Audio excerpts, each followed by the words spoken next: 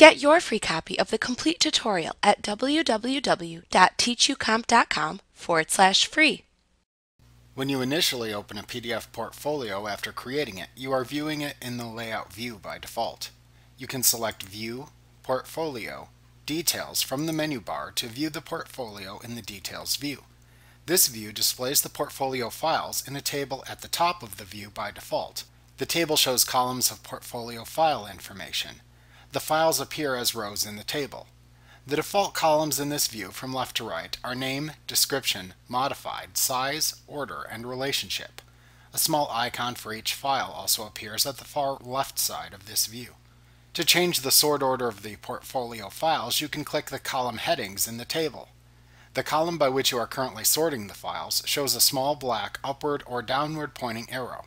If the arrow is pointing upward, the column is sorted in ascending order. If pointing downward, it is sorted in descending order. You can click a column heading to sort the values in that column in either ascending or descending order, and then click the same column again to change the direction of the applied sort order if desired. When you click a file name in the Details view, the bottom half of the document window shows the file's preview image. If the file is a PDF, an image of the file appears in the document window. However, some file content cannot be displayed. For example, if you select a Microsoft Word file within the file list, the bottom half of the Acrobat screen only shows preview information. You can easily open a file in its native application by clicking the Open Document link at the right side of the Details view screen above the preview image.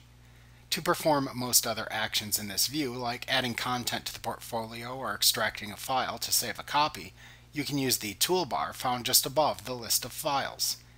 You can also right-click on a file name in the Details view to open a pop-up menu of available actions. Like what you see? Pick up your free copy of the complete tutorial at www.teachucomp.com/free.